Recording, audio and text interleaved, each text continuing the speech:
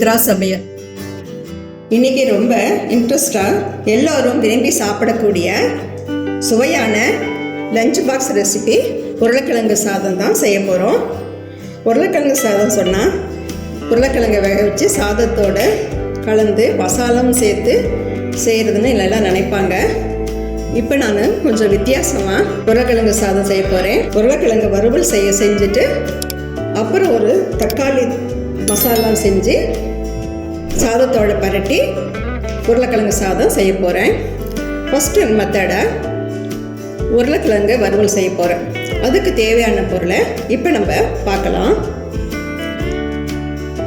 2 உருளைக்கிழங்கு இந்த மாதிரி பொடியாக கட் பண்ணி வச்சுக்கணும். பச்சையாக வச்சுக்கணும். 2க்கு வேக வைக்காமல் 2 பச்சையான உருளைக்கிழங்கு இந்த மாதிரி சின்ன சைஸில் கட் பண்ணி வச்சுக்கிறோம். வரமிளகா 3 விதையை எடுத்துகிட்டு கிள்ளி வச்சுக்கிறோம். ஏன்னா காரம் விதையோட போட்டால் காரம் அதிகமாக தெரியும், அதனால விதையை எடுத்துகிட்டு வச்சுக்கிறோம். கருவேப்பிலை கொஞ்சம், கொத்தமல்லி தழை ஒரு கொத்து, மஞ்சத்தூள் 1/4 ஸ்பூன், கடுகு உளுத்தம்பருப்பு 1 ஸ்பூன், இது மல்லித்தூள் 1 ஸ்பூன், மிளகாத்தூள் இது ஒரு 1/2 ஸ்பூன். ஃபஸ்ட்டு நம்ம உருளைக்கிழங்கு மசாலா செய்ய ஆரம்பிக்கலாம். அடுப்பில் ஒரு வடை சட்டி வச்சுக்கலாம். இதில் ஒரு 4 ஸ்பூன் எண்ணெய் விட்டுக்கலாம். ரீஃபைண்ட் ஆயில் எண்ணெய் எடுத்துருக்கேன். எண்ணெய் கொஞ்சம் காயட்டும். எண்ணெய் காஞ்சிடுச்சு. இப்போ நம்ம கடுகு உளுத்தம்பருப்பு போட்டுக்கலாம்.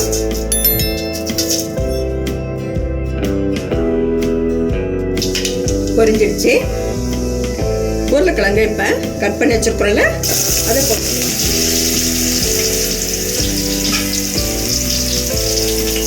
அதுல கருவேப்பிலை,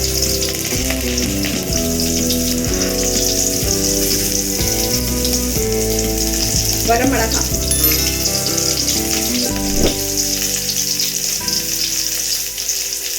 உங்களுக்கு எவ்வளோ காரம் வேணுமோ அதில் நீங்கள் அதுக்கேற்ற மாதிரி போட்டுக்கோங்க. மஞ்சத்தூள்,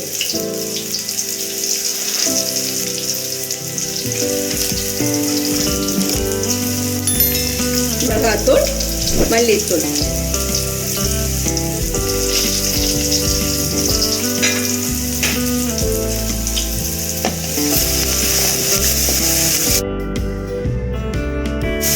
உருளைக்கிழங்கு ஒரே மாதிரி கட் பண்ணிக்கணும். அதுதான் சரியாக சீக்கிரமாக வேகும். ஒரே மாதிரி இருந்தால் தான், இல்லைன்னா முன்ன பின்ன ஆகும். இப்போ நம்ம கொஞ்சம் தண்ணி விட்டுக்கலாம்.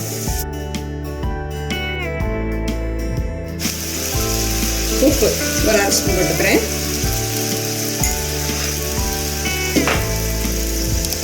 நம்ம இப்பயே அந்த உப்பு காரெல்லாம் பார்த்துக்கலாம். ஏன்னா சாதத்தோடு சேர்ந்து சாப்பிடும்போது உருளைக்கிழங்கு உப்பு இல்லாமல் கொஞ்சம் நல்லாவே இருக்காது. அதனால் நம்ம வறுவல் செஞ்சதும் உப்பு காரம் பார்த்துக்கலாம். இது வேகட்டும். ஒரு 5 நிமிஷம் ஆகும் உருளைக்கிழங்கு வறுவல் செய்கிறதுக்கு. பாருங்க, நல்லா வெந்து வந்துருக்கு. இந்த மாதிரி வேக வைக்கணும். இப்போ நம்ம இதை உப்பு காரம் கொஞ்சம் பார்த்துக்கலாம்.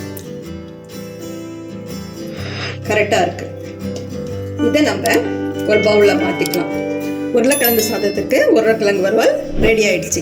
அடுத்தது நம்ம இதுக்கு அடுத்த மசாலா என்ன, தக்காளி மசாலா தயாரிக்கணும். அதுக்கு தேவையான பொருளை நம்ம இப்போ பார்க்கலாம். உருளைக்கிழங்கு சாதம் செய்கிறதுக்கு நம்ம பொன்னி-அரிசி எடுத்துருக்குறோம். ஒரு 2 மணி நேரம் ஊற வச்சு ஒரு 200 கிராம் அரிசியை ஊற வச்சு வடித்து இந்த மாதிரி உதிரியாக எடுத்துக்கணும். இந்த மாதிரி வெரைட்டி ரைஸுக்கெல்லாம் இந்த உதிரியாக எடுத்தால் நல்லாயிருக்கும். நீங்கள் பாசுமதி ரைஸ் வேணால் கூட நீங்கள் எடுத்துக்கலாம். இப்போ நம்ம அடுத்தது தக்காளி மசாலா செய்ய போகிறோம். அதுக்கு தேவையான பொருளை நம்ம இப்போ பார்க்கலாம். உருளைக்கிழங்கு சாதத்துக்கு அடுத்ததாக தக்காளி மசாலா ரெடி பண்ண போகிறோம். அதுக்கு தேவையான பொருளை இப்போ பார்க்கலாம். 2 பெரிய வெங்காயம் பொடியாக கட் பண்ணி வச்சுருக்குறோம். கடுகு உளுத்தம்பருப்பு 1/4 ஸ்பூன், மஞ்சத்தூள் 1/4 ஸ்பூன், மல்லித்தூள் 1 ஸ்பூன், மிளகாத்தூள் 1/4 ஸ்பூன், மிளகுத்தூள் வந்து 1/4 ஸ்பூன், சோம்பு 1 ஸ்பூன், இஞ்சி பூண்டு விழுது 1/4 ஸ்பூன். இது வந்து பூண்டு இந்த மாதிரி கட் பண்ணி வச்சுக்கணும். அது வந்து ஒரு 3 பெரிய ஸ்பூன் எடுத்து கட் பண்ணி வச்சுருக்குறோம். தக்காளி வந்து 3 தக்காளி, பழுத்த தக்காளி எடுத்துக்கணும், அப்போ தான் நல்லாயிருக்கும். அது 3 எடுத்து இந்த மாதிரி பொடியாக கட் பண்ணி வச்சுக்கிறோம். தேங்காய் பால் இது 2 விழுது தேங்காய் பாலை எடுத்து மிக்சியில் அரைச்சி வடிகட்டி வச்சுக்கிறோம். ஏன் தேங்காய் பால் எடுத்துக்கிறோம்னா சாதத்தோடு சேர்ந்து செய்யும்போது இன்னும் டேஸ்ட்டு கொடுக்கும் உருளைக்கிழங்கு சாதம்.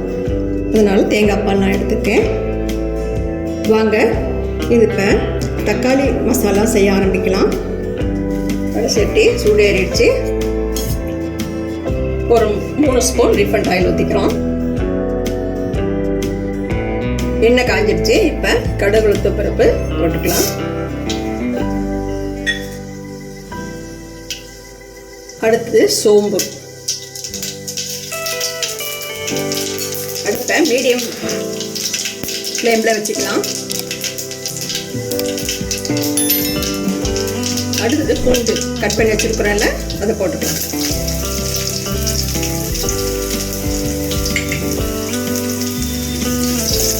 இந்த காரத்துக்கு பூண்டு ரொம்ப டேஸ்ட்டு கொடுக்கும். இதில் வந்து ஒரு 2 நிமிஷம் வதக்கிக்கலாம் எண்ணெயில்.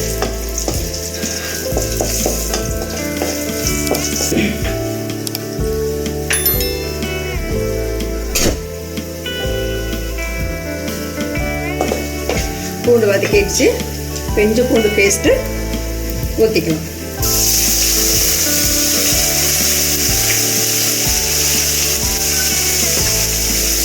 அது கூட வெங்காயம்,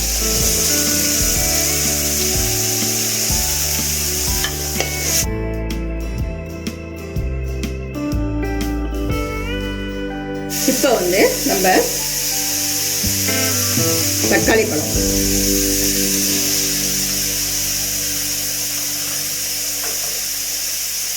தக்காளி வெங்காயம்லாம் நல்லா குழஞ்சி வர்றதுக்கு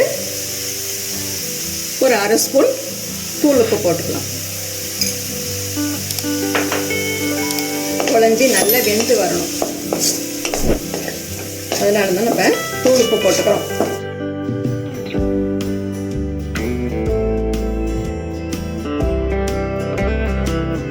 பாருங்க, தக்காளி வெங்காயம் பூண்டு எல்லாம் வெந்துருச்சு. இந்த டைப்பில் மிளகாத்தூள், மல்லித்தூள் போட்டுக்கலாம். அது கூட மஞ்சத்தூள்,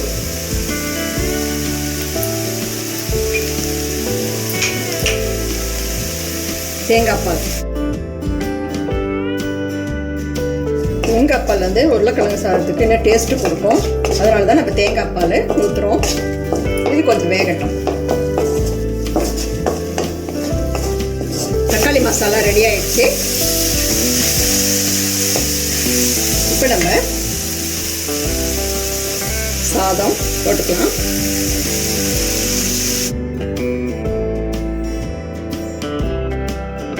அதோட உருளைக்கிழங்கு வறுவல் இருக்குல்ல, அதை போட்டுக்கலாம். மிளகுத்தூள் இது நிறைய போட வேணும், கொஞ்சம் போட்டால் போதும். இந்த காரம் தூக்கலாக இருக்கும், அதனால வந்து கொஞ்சம் போட்டுக்கலாம். கொத்தமல்லி தழை எடுத்து வச்சுருக்கிறத ஒரு கைப்பிடி அளவு எல்லாம் போட்டுக்கலாம்.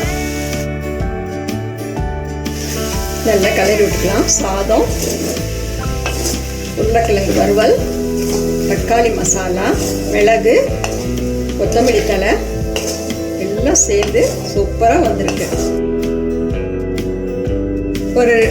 ஒரு ஸ்பூன் நெய் விட்டுக்கலாம்.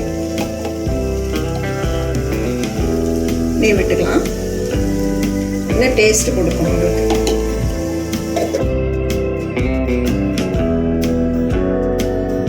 சூப்பரான உருளைக்கிழங்கு சாதம் ரெடி ஆயிடுச்சு. பார்க்கவே ரொம்ப நல்லா இருக்கு. இதை வந்து நம்ம ஒரு பவுலில் பரிமாறிக்கலாம். ரொம்ப கமகமன் இருக்கு. ரொம்ப டேஸ்ட்டாக வந்திருக்கு. நீங்களும் உங்கள் வீட்டில் இதே அளவோடு செஞ்சு பாருங்கள்.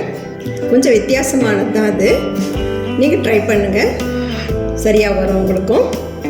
லஞ்ச் பாக்ஸாக குழந்தைங்களுக்கு செஞ்சு கொடுங்க. பெரியவங்க, ஆஃபீஸ் போகிறவங்க எல்லாருக்கும் கொடுங்க. அவங்க விரும்பி சாப்பிடுவாங்க.